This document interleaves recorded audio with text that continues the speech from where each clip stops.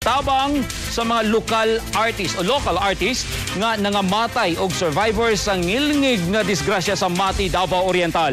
Nagapatrol Vina Araneta.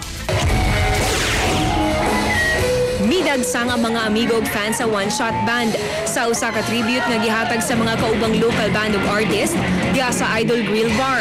Di nagatrabaho ang banda kada Domingo.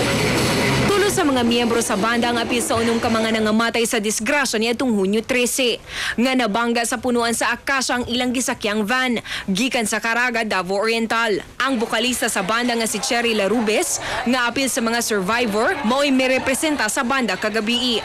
Busa, wala nila damha ang suporta. Labi na ngadto sa mga namatyan ug nasamdan. Overwhelmed talaga kasi hindi ko inakala na ganito pala kadami ang tutulong sa amin. Siguro kung nandito lang talaga yung mga kabanda ko, sigurado kong napakasaya nila. Nag-pay tribute kami sa One Shot dahil kapamilya namin ang One Shot. Matagal na namin dito, matagal na sila tumutugtog sa amin. Ako po nagpapasalamat sa lahat ng mga donasyon sa ngayon. Nandun pa siya sa ospital. Still survive. Gipanawagan sa mga banda nga kinahanglang apilon sa kontrata ang insurance sa mga banda aron makatabang.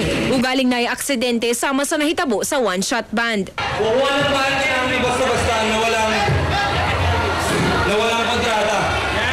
Kailangan yung kaligtasan natin. Masaya ang trabaho natin pero mahirap. Dapat may pipirmahan talagang kontrata, may ebidensya na sila lahat ang sasagot pag may nangyari. Gihatag sab isip hinabang sa One Shot Band ang kita gikan sa entrance fee sa mga customer sa bar kagabi.